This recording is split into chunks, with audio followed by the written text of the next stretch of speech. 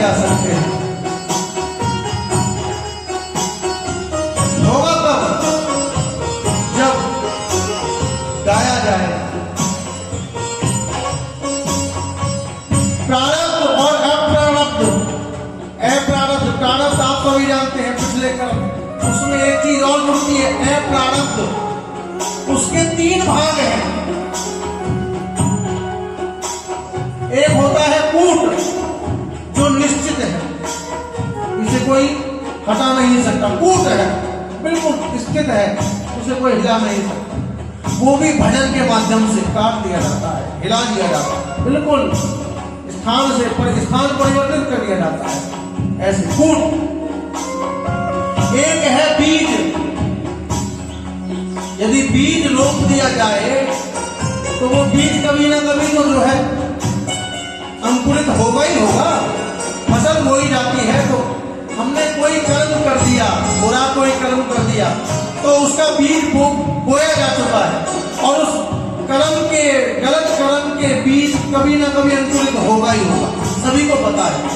लेकिन प्यारे, जब बहुत अधिक जल की वृष्टि हो जाती है तब भी फसल पैदा नहीं होती है।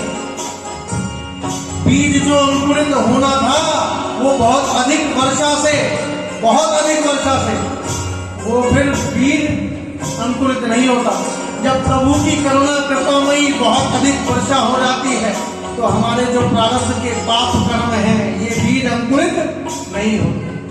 प्रभु कब प्रसन्न होंगे? केवल और केवल नाम से, भगवान के नाम से। और एक होता है फलोन्मुखी। फलोन्मुखी अर्थात जिस पर फल लग गया हो, बस अब वो फल, जैसे बीज अंकुरित हुआ, वृक्ष बना, उसके बाद उस पर पुष्प भी आ गए और उसके बाद अब फल भी लग गया। मतलब हमारे कर्म का फल भी लग गया। लेकिन आपको स्मरण हो तो कुछ फल लगे लगे सड़ करके भी गिर जाते हैं। लेकिन कुछ फल ऐसे भी होते हैं जिन फलों को कोई तोता आकर के खा लेता है, उनको घेर देता है। और वो तोता कौन है? वो शुभ रूपी कोई तोता, शुभदेव रूपी, कोई वाल्मीकि रूपी, कोई तुलसी रूपी।